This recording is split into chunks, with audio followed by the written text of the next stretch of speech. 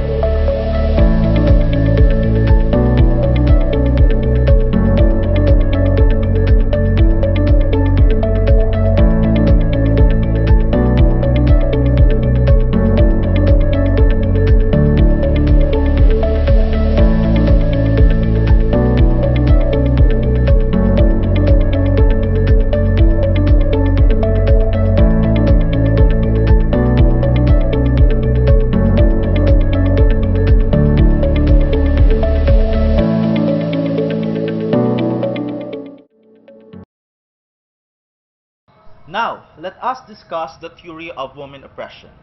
First, the goddess worship to God worship.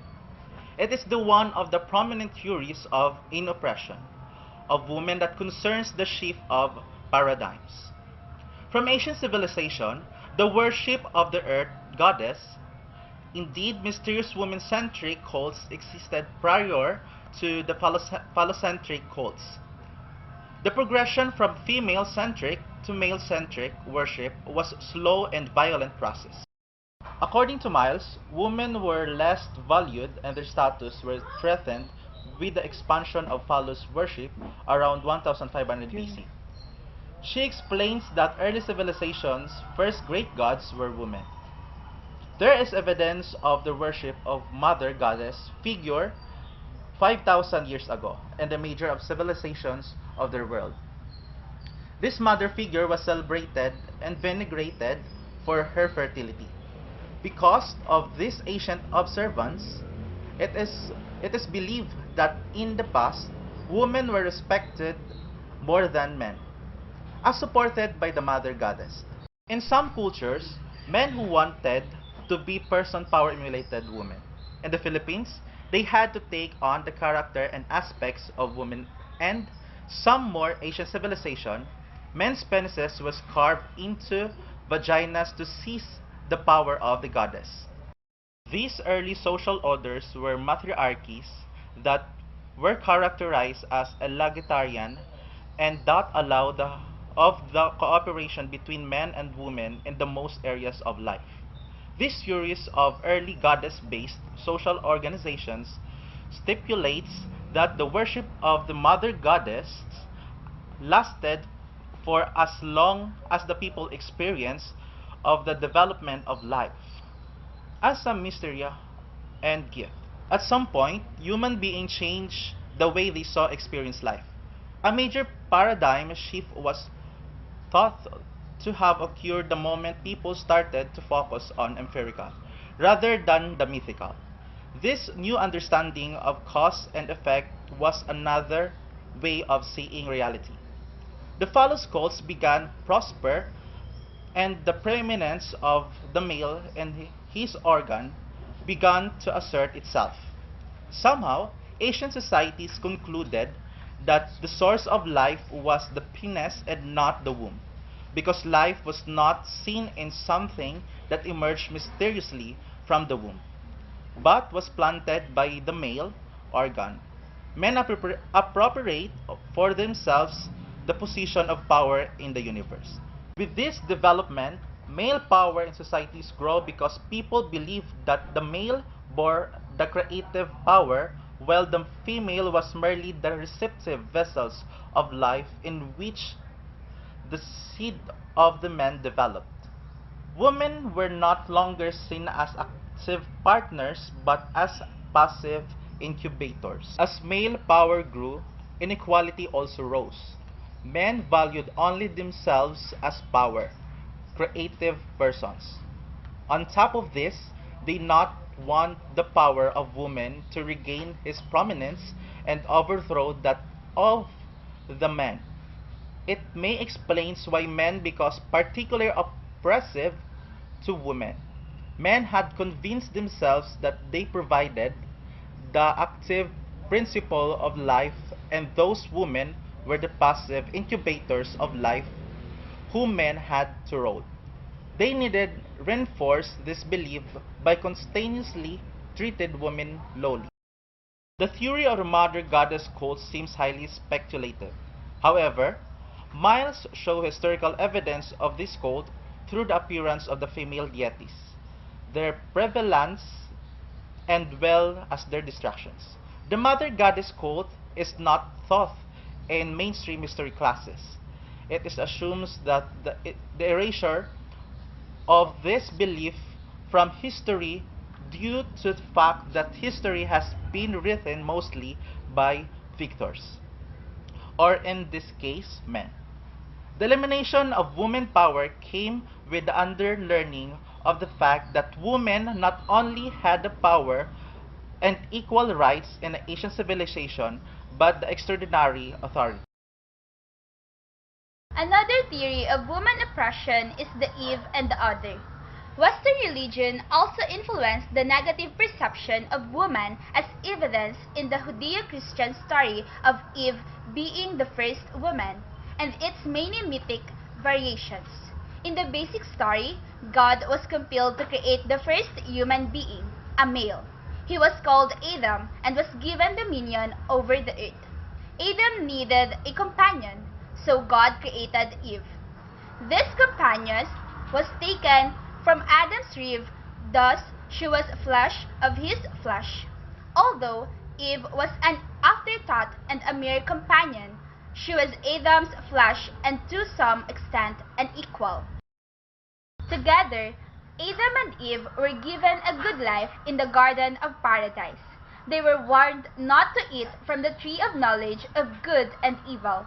A wily animal usually taken to be the evil devil cloaked in the form of a snake, seduced Eve to take a fruit from the tree and share it with Adam. Perhaps the snake seduced Eve because it perceived that she was the weaker one or because she was more open to listening.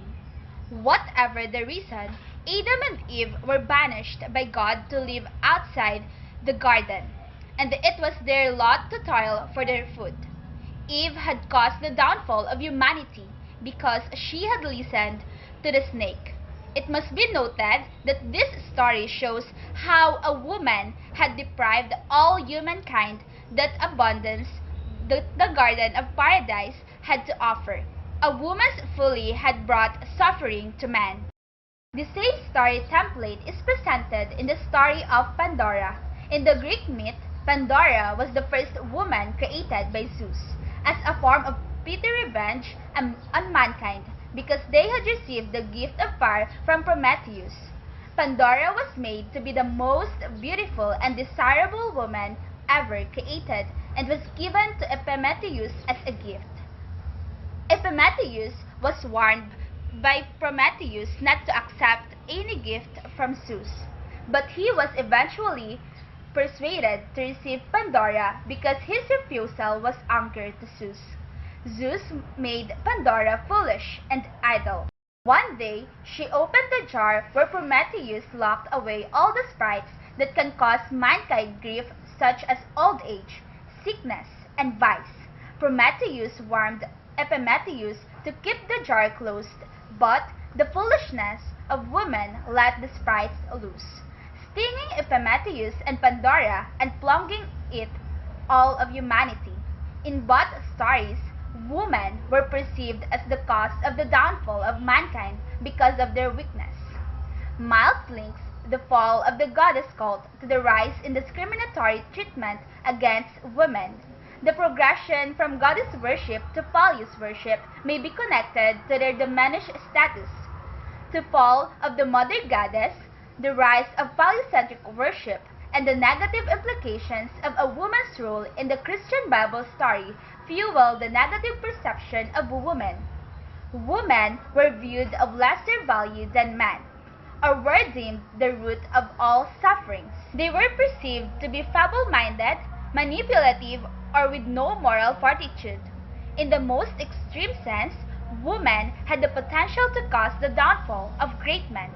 As shown by the stories of Eve and Pandora, woman was casted as the bearer of suffering because she was weak-willed and could not be trusted.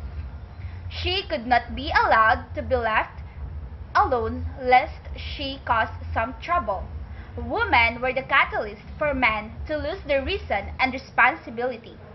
Therefore, men convinced themselves that women are unfit or incapable to run governments, set standards for literature and commerce, be priests, or be left to their own devices.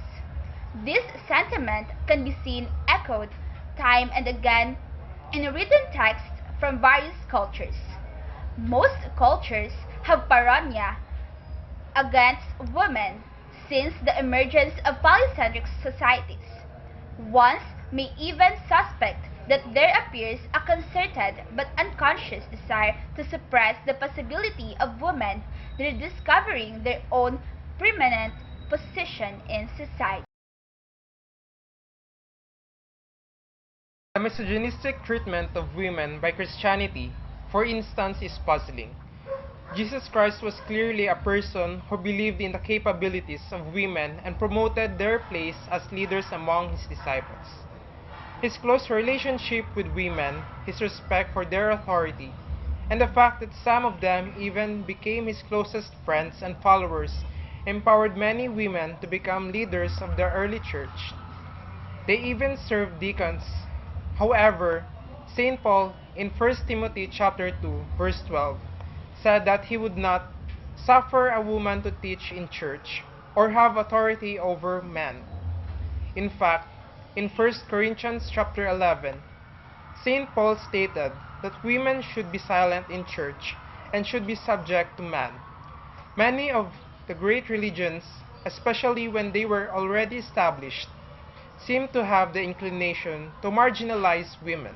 Despite the founders' respect for women, the subsequent leaders of these religions seem to have the need to denigrate women and assert their feebleness and inadequacy. A recognized great thinker like Saint Thomas, a notion about women passage is an expression of the low perception of the man of the church on women. Others see women as the consorts of the devil, the beguiler of men, and the potential cause of misery by offending the holy with their impurities.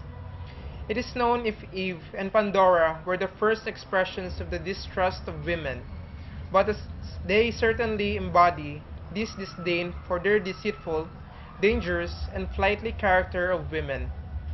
In these stories, there appears to be a pervasive belief about women rooted in the foundational civilizations. People are inclined to believe that women are dangerous and must be controlled if not suppressed.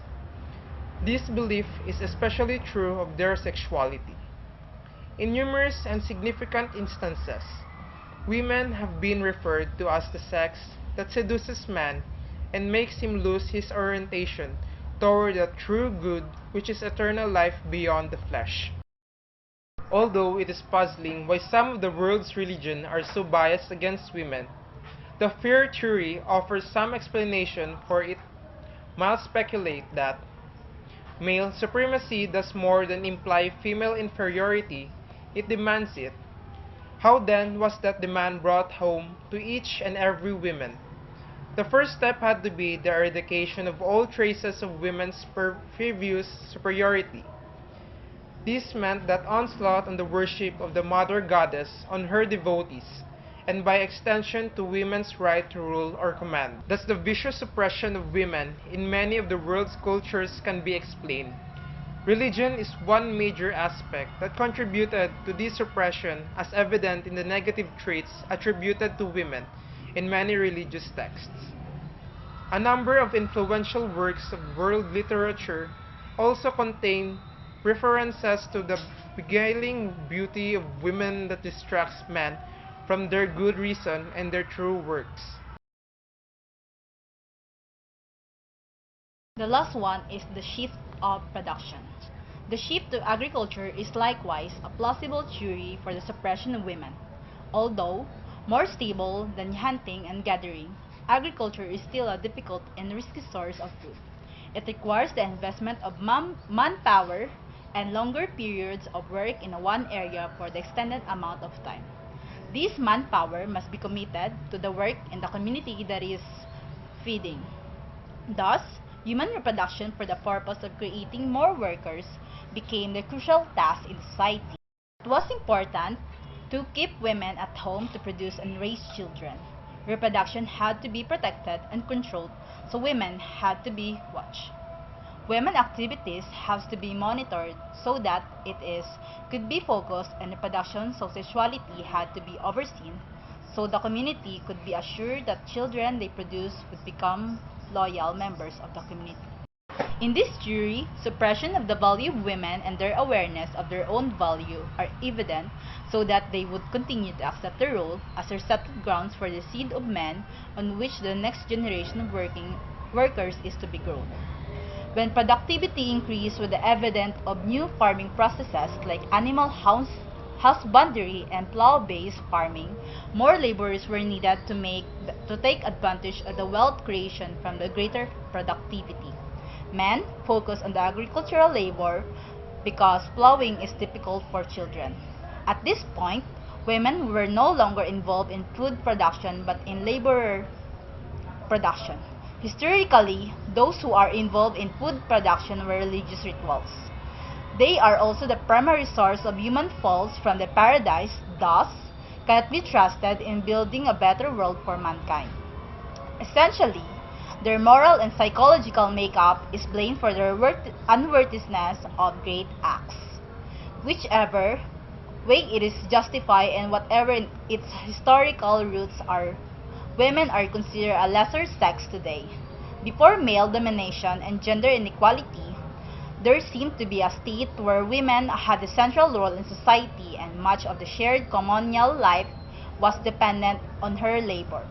It seems that women's status in present societies needed a little justification, if at all.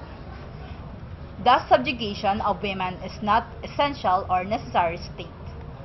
The liberation of women from this inequality should be discussed because change can and must happen. But change will only happen if people are made aware on how the status of women was constructed. Oppression of women is made possible because of existing systems that orient people toward oppressing women, not because women are fundamentally weaker or flawed. We hope that you have learned something from our report. That's all, and Thank you!